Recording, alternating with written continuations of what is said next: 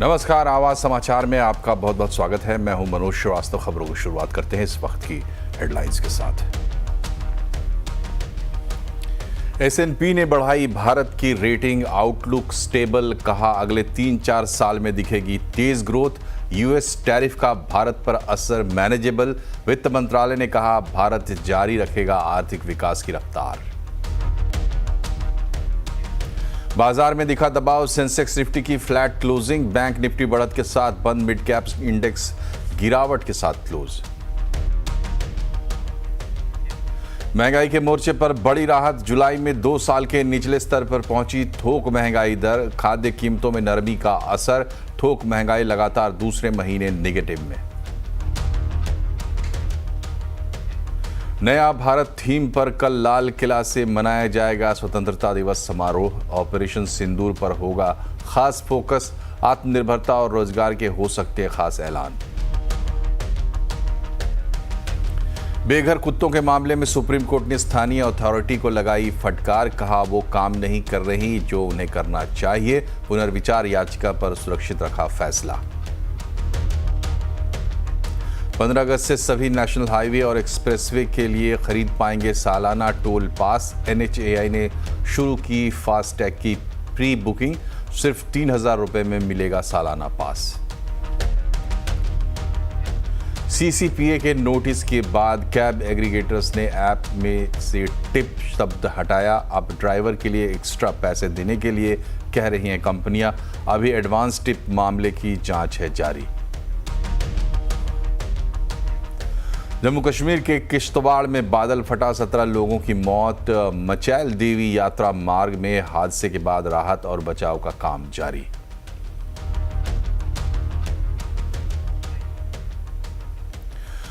स्वतंत्रता दिवस की पूर्व संध्या पर भारत के लिए एक बड़ी खुशखबरी आई है। S&P ने भारत की इकोनॉमी पर भरोसा जताते हुए रेटिंग बढ़ा दी है।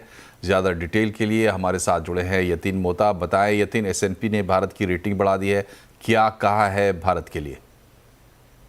जी, आर्थिक फ्रंट पे भारत के लिए बहुत बड़ी खबर है। S&P ने भारत की जो सॉवरिन रेटिंग है इसको अपग्रेड कर दिया है और BBB- से अब BBB रेटिंग अपग्रेड होती हुई नज़र पड़ रही है। इससे ऑब्वियसली भारतीय अर्थव्यवस्था को और इकोनॉमी को फ़ायदा होगा। सरकार का जो बोरोइंग कॉस्ट है इसमें कमी होगी और विदेशी निवेशक जो हैं भारतीय डेट मार्केट्स में और कैपिटल मार्केट्स में बहुत अच्छी तरीके से पार्टिसिपेट कर पाएंगे। S&P ने अपनी प्रेस रिलीज में काफ़ी सारे मुद्दे रखे हैं जिनके कारण उनको लगता है कि भारत की अर्थव्यवस्था यहाँ से आउट परफॉर्म करेगी और जो आर्थिक अर्थव्यवस्था है ये बहुत तेज़ गति से बढ़ती हुई नज़र पड़ेगी। उनको लगता है कि जिस हिसाब से हाई इंफ्रास्ट्रक्चर इन्वेस्टमेंट है और जो सरकार की क्वालिटी ऑफ स्पेंडिंग है उसमें अच्छी बढ़त देखने को मिल रही है, जिसके कारण ग्रोथ काफ़ी शानदार रहने वाली है।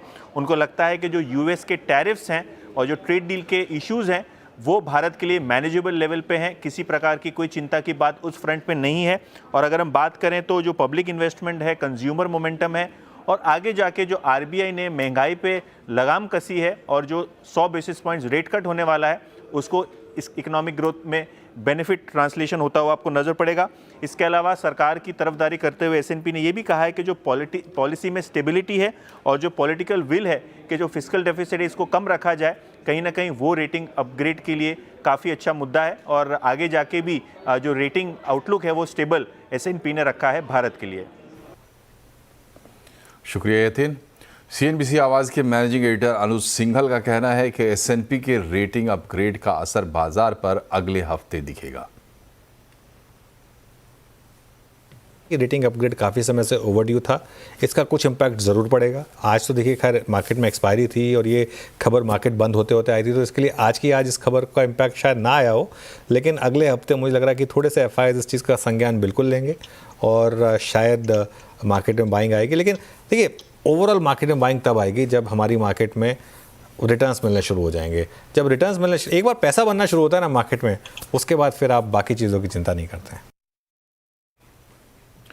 सरकार ने S&P की तरफ से भारत की रेटिंग अपग्रेड का स्वागत किया है। वित्त मंत्रालय ने कहा है कि रेटिंग का अपग्रेड किया जाना दर्शाता है कि भारत की अर्थव्यवस्था मजबूत है।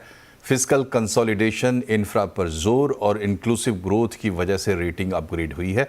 भारत की आर्थिक विकास की रफ्तार को जारी रखेगा और 2047 तक विकसित भारत के लक्ष्य को हासिल करने के लिए रिफॉर्म वाले और कदम उठाए जाएंगे।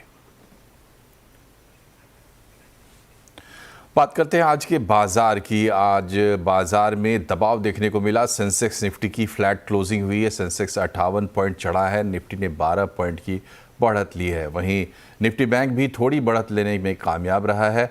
मिड कैप इंडेक्स गिरावट के साथ बंद हुए हैं। आईटी, बैंकिंग, फार्मा इंडेक्स हल्की बढ़त पर बंद हुए हैं, जबकि मेटल, तेल गैस, एनर्जी इंडेक्स गिरावट पर बंद हुए हैं। पीएससी, एफएमसीजी शेयरों पर भी आज दबाव देखने को मिला। प्रधानमंत्री नरेंद्र मोदी कल यानी 15 अगस्त को लगातार 12वीं बार लाल किले से राष्ट्रीय ध्वज फहराएंगे। इस स्वतंत्रता दिवस समारोह की एक खास थीम है नया भारत। समारोह के दौरान ऑपरेशन सिंदूर पर विशेष जोर रहने वाला है। साथ ही पीएम मोदी आत्मनिर्भरता और रोजगार बढ़ाने के लिए खास पहल का ऐलान कर सकते हैं। पूरी खबर जानने के लिए चलते लक्ष्मण रॉय के पास। बताइए लक्ष्मण जी, क्या क्या ऐलान कल हो सकते हैं, क्या सुनने को मिलेगा भाषण में? देखिए, इस बार का समारोह और प्रधानमंत्री का भाषण दोनों कई मायनों में काफ़ी ज़्यादा अलग रहने वाला है। और इसमें सबसे ज़्यादा जोर जो एक बात पर हो सकता है वो नई बात है, वो है ऑपरेशन सिंदूर। आप देखें तो इस समारोह के लिए जो निमंत्रण पत्र दिए गए हैं उसमें भी ऑपरेशन सिंदूर के लोगो लगे हुए हैं। वहाँ पे जिस तरह की सजावट की जा रही है उसमें ऑपरेशन सिंदूर की खास पहचान वहाँ पे बनाई गई है। तो ये समझा जा रहा है कि प्रधानमंत्री अपने भाषण में एक बड़ा हिस्सा ऑपरेशन सिंदूर की सफलता पर दे सकते हैं, सेनाओं की सफलता पर दे सकते हैं। और पिछले कुछ दिनों में जिस तरीके से पाकिस्तान की तरफ से अनर्गल बयान आए हैं उसका पाकिस्तान को सीधे तौर पर नाम लेकर ना सही लेकिन एक करारा ठोस जवाब पाकिस्तान को प्रधानमंत्री के भाषण में देखने को मिल सकता है। दूसरी जो महत्वपूर्ण बात है वो है नया भारत। नया भारत इस पूरे समारोह की थीम है और इस नए भारत के प्रतीक के तौर पर चिनाब पुल को यहाँ पे उसका वाटर मार्क रखा गया निमंत्रण पत्र पे, जो एक तरह से ये दर्शाता है कि भारत किस तरीके से सशक्त होता जा रहा है, आत्मनिर्भर होता जा रहा है, मजबूत होता जा रहा है। तो प्रधानमंत्री के भाषण में इस पहलू पर एक विशेष जोर हो सकता है। और जब इस तरह की बातें प्रधानमंत्री करेंगे कि भारत किस तरह से मजबूत हो रहा है तो वहाँ पे अमेरिकी राष्ट्रपति ट्रंप का नाम शायद ना ले, अमेरिका का नाम ना ले, लेकिन अप्रत्यक्ष तौर पर एक ठोस संदेश देने की कोशिश प्रधानमंत्री जरूर अपने भाषण में कर सकते हैं।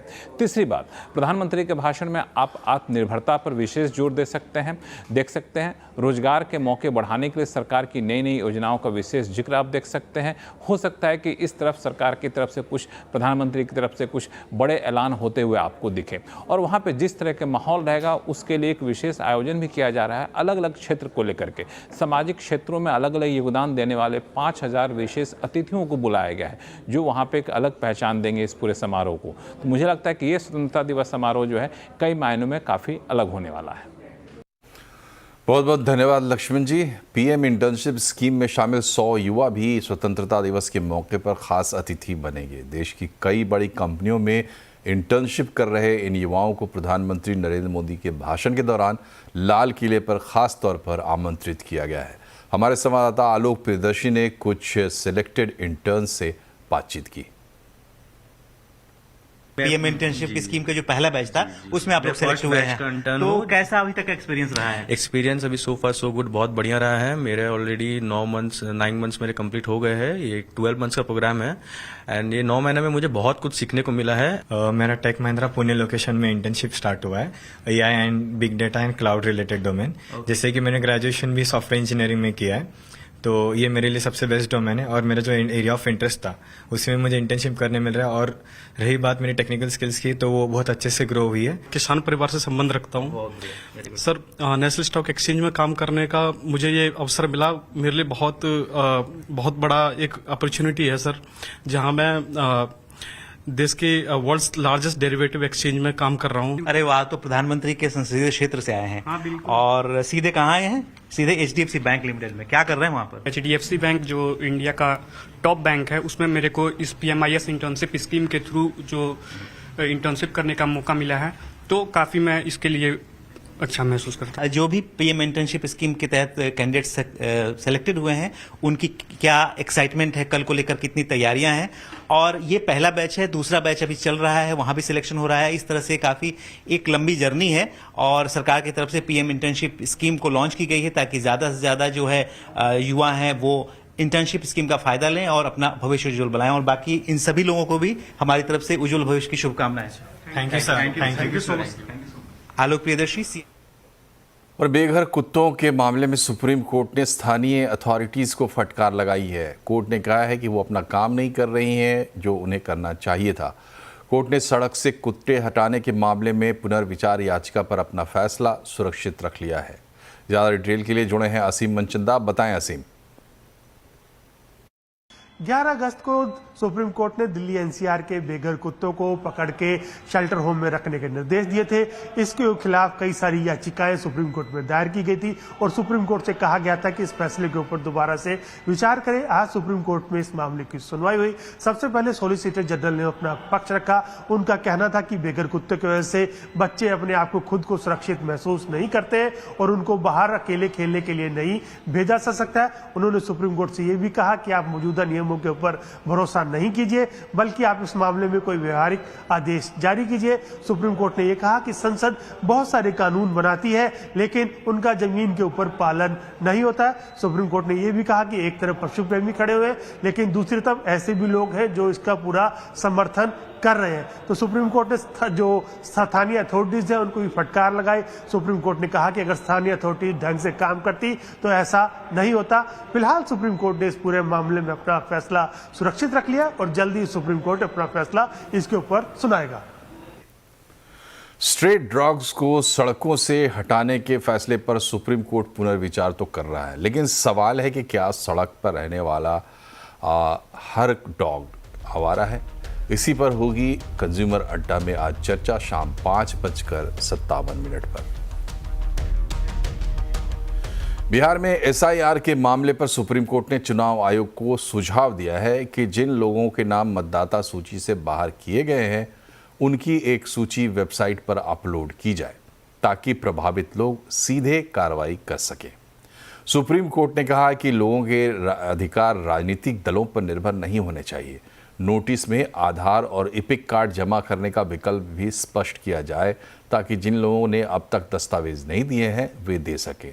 कोर्ट ने कहा है कि प्रक्रिया नागरिक के हित में और आसान होनी चाहिए।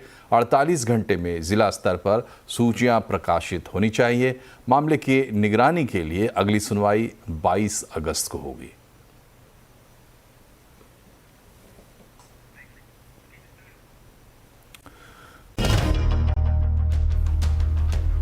ब्रेक के बाद एक बार फिर से आपका स्वागत है। कल यानी 15 अगस्त के आप देश के सभी नेशनल हाईवे और एक्सप्रेसवे टोल के लिए साल भर का एक पास एक साथ खरीद सकते हैं, वो भी सिर्फ 3,000 रुपये में। NHAI ने फास्टैग एनुअल पास की प्री बुकिंग शुरू कर दी है। ज़्यादा जानकारी के लिए बात करते हैं रोहन सिंह से।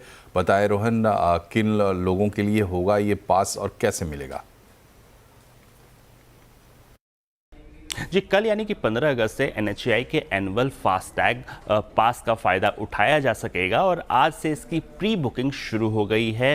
राजमार्ग यात्रा ऐप पे एक लिंक आपको अवेलेबल मिल रहा है इस वक्त, जिससे आपकी ये जो एनुअल पास है आप उसे खरीद सकते हैं। जैसे ही आप उस लिंक पे जाते हैं आपको अपनी गाड़ी का नंबर, जो बाकी डिटेल्स हैं, फास्टैग नंबर, वो देने को लिए कहा जाता है और उसके बाद आप पेमेंट करते हैं 3,000 रुपये का और उसके बाद आपको ये जो एनुअल पास है वो अवेलेबल हो जाता है। जो NHAI की वेबसाइट है आज मध्य रात्रि से वहाँ पर भी एक लिंक अवेलेबल होगा जहां से लोग ये पास को खरीद सकेंगे। और हालांकि चूंकि आज पहला दिन था तो कुछ लोगों को दिक्कतें ज़रूर हुई पेमेंट से जुड़ी हुई, लेकिन NHAI का कहना है कि अगर गलत पेमेंट हो चुकी है तो वो 3 दिनों के अंदर उसका रिफंड जो है वो मिल जाएगा और जो नियम होंगे कल से आप इसका इस्तेमाल कर पाएंगे। कुल मिला के 1 साल में 200 ट्रिप्स तक का फ़ायदा उठाया जा सकेगा 3,000 रुपये में और 1 साल तक इसकी वैलिडिटी है। लेकिन अगर 200 ट्रिप्स आपकी ख़त्म हो जाती है तो फिर ये नॉर्मल फास्टैग की तरह ये काम करेगा। रहेगा, आपके पास एक विकल्प रहेगा कि आप एक और पास चाहें तो खरीद सकते हैं अगर आप बहुत ज़्यादा ट्रैवल करते हैं तो, वरना जो 200 ट्रिप्स हैं वो ऑलमोस्ट काफ़ी होती है एक आम जो कम्यूटर है उसके लिए। साथ ही ये नेशनल हाईवेज एक्सप्रेसवे पर ही ये लागू होगा और साथ ही जो कमर्शियल गाड़ियां हैं वो इसके दायरे से बाहर रहेंगी, जो निजी गाड़ियां हैं सिर्फ उसी पे आप इसका फ़ायदा उठा सकेंगे। तो कल से NHAI की जो ये सुविधा है वो सबके लिए उपलब्ध होने जा रही है। जम्मू कश्मीर में किश्तवाड़ के पद्दार तहसील के ताशोती इलाके में बादल फटने से हड़कंप मच गया है। इस हादसे में अब तक 17 लोगों की मौत की खबर है, जबकि 57 से ज़्यादा लोग घायल बताए जा रहे हैं। हादसा मचैल माता मंदिर की यात्रा मार्ग पर हुआ, जहां अचानक आए सैलाब की चपेट में एक लंगर शेड बह गया। स्थिति की गंभीरता को देखते हुए मचैल माता की यात्रा को रोक दिया गया है। राहत एवं बचाव कार्य जारी है, जिसमें SDRF की टीमों के साथ स्थानीय लोग और यात्री भी शामिल हैं। इलाके में भारी तबाही के कारण प्रशासन अलर्ट मोड पे है। और इसी के साथ इस बुलेटिन में फिलहाल इतना ही, लेकिन खबरों का सिलसिला लगातार जारी है, इसलिए आप जुड़े रहिए CNBC आवाज़ के साथ हमारे सोशल मीडिया हैंडल्स के जरिए। नमस्कार, जय भारत।